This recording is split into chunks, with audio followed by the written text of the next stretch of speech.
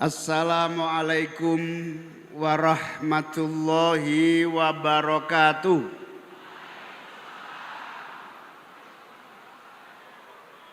Selamat pagi, salam sejahtera untuk kita semua. Bismillah, alhamdulillah, wassalatu wassalamu ala rasulillah, wala hawla wala quwata illa billah. Yang saya hormati Wakil Ketua DPR RI Bapak Haji Cucun Ahmad Samsur Rijal, yang saya hormati anggota DPR RI Pak Rifki Abdul Halim, yang saya hormati Wakil Menteri Koperasi Ibu Farida Farika, yang saya hormati dan kita banggakan, sukses terus Pak Bupati Dadang Supriyatna, para pejabat, baik pejabat tinggi madya, pejabat tinggi pratama dari berbagai kementerian yang hadir, baik TNI maupun Polri, OPD Kabupaten Bandung, seluruh warga, tokoh-tokoh yang hadir yang saya muliakan. Pertama, tiada lain kecuali rasa syukur. Terus kita panjatkan kehadirat Allah, Tuhan yang Maha Kuasa, atas seluruh nikmat dan karunia yang diberikan kepada kita semua. Hari ini kita semua dipertemukan dalam keadaan sehat walafiat dan meriah luar biasa. Tepuk tangan untuk Pak Bupati dan kita semua. Dom yang sebegitu besar ini penuh, ditambah yang virtual melalui Zoom. Moga-moga semuanya sehat walafiat. Moga-moga semuanya berkah manfaat. Moga-moga sejahtera lahir dan batin. Amin. Pertama, saya sangat bangga, ikut bersyukur dan apresiasi yang tinggi pada hari ini. Semangat solidaritas gotong royong, bahu-membahu untuk terus mendorong kita lebih maju dan produktif, mengatasi berbagai kesulitan, kekurangan, dan berbagai tantangan yang kita hadapi. Gotong royong dan semangat saling membantu inilah yang bukan saja modal dasar, tetapi juga yang akan membawa bangsa kita kuat dan kokoh menghadapi berbagai tantangan. Pak Presiden Prabowo sering menyampaikan bahwa di tengah berbagai tantangan yang tidak mudah, terutama pengaruh ekonomi global, beratnya persaingan antar negara. Ini persaingan yang nyata-nyata dihadapi kita adalah kita sangat bergantung barang produk-produk dari mana coba? Dari Cina, Tiongkok. Kita sangat bergantung berbagai bahan baku, tepung, dan berbagai proses ekonomi kita yang masih bergantung dari negara lain. Di tengah upaya kita memenuhi kebutuhan sendiri, di tengah perintah dan harapan kita semua dari Pak Presiden agar kita mandiri di atas kaki sendiri, salah satu yang mengokohkan adalah semangat gotong royong bahu-membahu yang tidak pernah surut di tanah air kita. Alhamdulillah. Semangat inilah yang senantiasa mendorong berbagai kebijakan.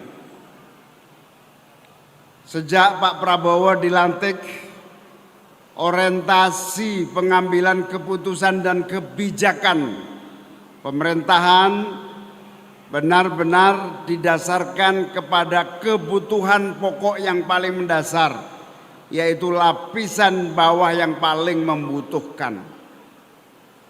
Berbagai kebijakan yang tentu mulai terasa nyata, misalnya MBG, makan bergizi gratis. Terus-menerus akan diupayakan bagaimana ekonomi desa tumbuh, tidak menjadi korban dari berbagai perkembangan ekonomi, tetapi justru menjadi aktor solusi seperti nanti pada akhirnya koperasi desa juga menjadi harapan kita.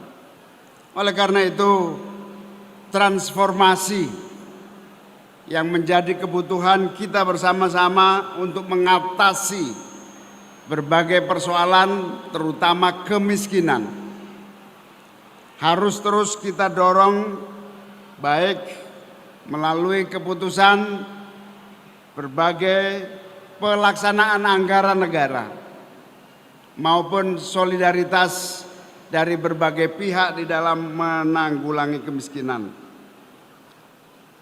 Setiap anggaran negara, baik APBN dan APBD, haruslah diprioritaskan untuk sebesar-besarnya kepentingan dan kemakmuran rakyat. Oleh karena itu, evaluasi terus-menerus kita lakukan. Salah satunya, Pak Bupati, segala bentuk gotong royong dan kerjasama serta bantuan harus benar-benar tepat sasaran sesuai dengan yang membutuhkan. Oleh karena itu, apresiasi yang dilakukan oleh pemerintah Kabupaten Bandung, jumlah penduduknya yang begitu besar, luas wilayahnya yang begitu sangat luas, mengharuskan Pak Bupati dan berbagai macam keputusan pemerintahannya benar-benar tepat sasaran sesuai dengan data-data yang akurat. Salah satu data yang paling terus menjadi perhatian kita dan upaya penyempurnaan adalah DTSN, Data Tunggal Sosial Ekonomi Nasional, di mana dengan data itu, insya Allah setiap kebijakan kita akan tepat sasaran. Transformasi kehidupan, perbaikan nasib menuju kemakmuran dan kesejahteraan dengan berbagai upaya bantuan sosial, berbagai kegiatan pemberdayaan masyarakat, juga upaya terus bersama-sama membangun kemandirian ekonomi. Bantuan sosial adalah langkah awal bagi upaya kita, bahkan biasanya disebut bantalan sosial.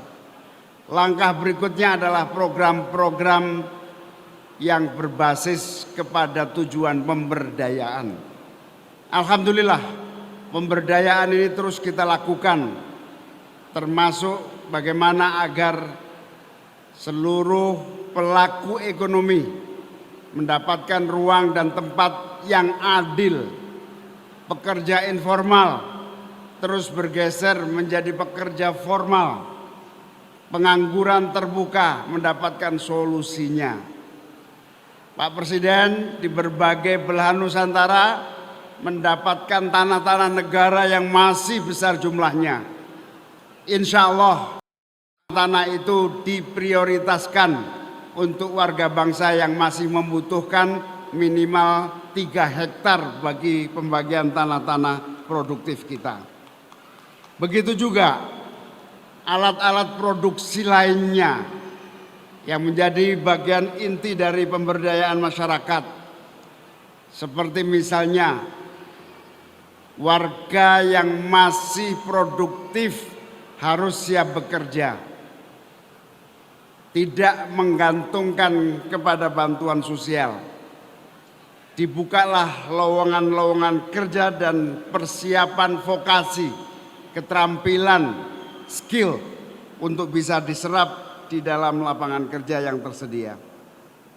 Di sisi yang lain, saya tadi dikasih tahu Pemda memberikan bantuan BPJS Kesehatan dan BPJS Ketenagakerjaan. Tepuk tangan sekali lagi untuk Pak Bupati.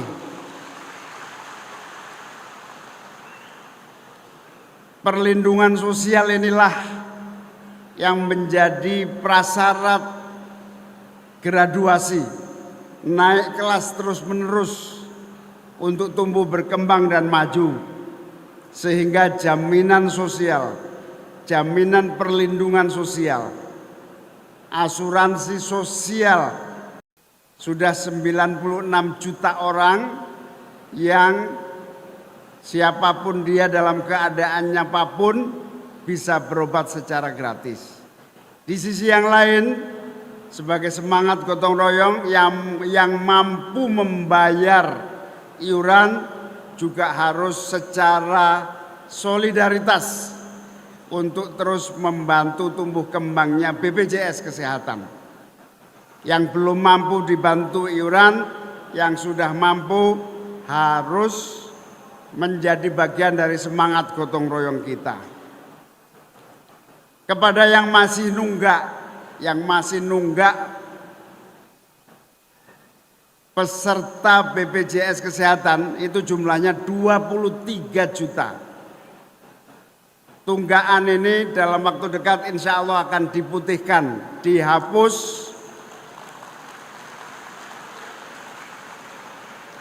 dengan cara seluruh peserta BPJS Kesehatan yang masih nunggak segera meregistrasi ulang, mendaftar ulang menjadi peserta BPJS aktif, sehingga meskipun negara keluar tidak kurang dari 37 triliun dalam mengatasi tunggakan BPJS Kesehatan ini, gotong royong kita. Dan alhamdulillah Bapak Ibu sekalian, BPJS Kesehatan kita adalah BPJS penanggung kesehatan rakyat terbesar di dunia. Dengan tanggungan 135 juta yang ditangani secara langsung setiap hari. Semua negara sekarang belajar ke kita, ke Indonesia, bagaimana memanage asuransi sosial kesehatan raksasa ini. Tidak mudah, karena itu negara mengeluarkan tiap tahun 60 triliun untuk yang miskin. Yang mampu harus membantu iuran, gotong royong, maka insya Allah BPJS Kesehatan yang raksasa ini akan sehat terus, dan kesehatan bangsa kita akan terjaga dengan baik. Amin ya rabbal alamin. Ibu-ibu, bapak-bapak sekalian yang saya muliakan, dalam rangka pemberdayaan kita juga masih menanggung beban pengangguran yang tinggi. Oleh karena itu, alhamdulillah kemarin rapat kabinet Pak Presiden sudah menyetujui usulan saya, beasiswa untuk training peningkatan atau kursus atau belajar singkat untuk lulusan-lulusan SMA dan SMK digelontorkan 12 triliun dalam waktu secepat-cepatnya agar terserap bekerja dengan skill, kemampuan vokasi yang memadai, terutama ke luar negeri. Banyak peluang-peluang pekerjaan baik, mulia, dan produktif di luar negeri yang belum terisi. Kita harus mengurangi pekerjaan di luar negeri, terutama domestic workers, pekerja rumah tangga. Kita kurangi dengan cara apa? Memperbanyak yang bekerja di sektor formal, di industri, infrastruktur, perdagangan yang kita harapkan dilatih secepat-cepatnya dan insya Allah akan mempercepat proses kemandirian dan kesejahteraan keluarganya. Dengan semangat pemberdayaan itulah kita akan juga dorong agar setiap rupiah dari APBN yang keluar untuk rakyat benar-benar memiliki kekuatan untuk mandiri, menyiapkan warga bangsa yang bisa lebih produktif. Pak Bupati juga seluruh jajaran pemerintahan, saya ingin sampaikan Inpres nomor 8 tahun 2025 mewajibkan kepada kita, pemerintah, pusat dan daerah untuk penanggulangan kemiskinan melalui 3 strategi pokok. Yang pertama, mengurangi beban pengeluaran masyarakat. Biaya transport murah, biaya pendidikan murah, biaya kesehatan harus murah. Sehingga pengeluaran masyarakat semakin mengecil. Inflasi terjaga. Terima kasih Pak Bupati, kerja keras terus untuk menjaga inflasi kita agar terjaga bagi terjangkaunya daya beli masyarakat. Cara yang kedua, peningkatan pendapatan masyarakat. Pak Presiden sudah menyetujui usulan saya. Semua fasilitas negara, pemerintah, pusat dan daerah yang menganggur, yang tidak digunakan, diberi ruang dan digunakan untuk UMKM kita secara produktif. Nanti hari ini juga saya akan berkunjung ke BUMN yang tempatnya strategis, yang posisinya sangat bagus untuk bisnis, akan dimanfaatkan dan diberikan kepada UMKM untuk tumbuh dan kokoh. Karena itu menyambut langkah-langkah proaktif memfasilitasi UMKM, warga Bandung buktikan Bandung jaya dan bangkit dari UMKM yang kuat dan kokoh. Pembangunan infrastruktur dan kegiatan-kegiatan yang menciptakan lingkungan yang produktif akan terus mengurangi kantong-kantong kemiskinan. 3 strategi itulah yang saya harapkan bisa dilaksanakan dengan sungguh-sungguh di Kabupaten Bandung, sehingga kita menemukan jalan baru yang cepat untuk menumbuhkan ekonomi rakyat, sekaligus terbangunnya solidaritas sosial yang kokoh dengan kekuatan ekonomi yang mandiri, solidaritas yang kuat. Insya Allah kita optimis 2045 kita akan memasuki Indonesia emas yang jaya. Amin. Marilah kita jaga momentum dan tentu saja semangat pemerintahan baru. Momentumnya apa? Saya menjadi saksi Pak Prabowo memimpin transformasi dan orientasi baru yang selama ini tidak diurus, insya Allah diurus. Yang selama ini dibiarkan, insya Allah tidak akan lagi dibiarkan. Demikian, wallahul muwaffiq ila aqwamit thoriq. Wassalamualaikum warahmatullahi wabarakatuh.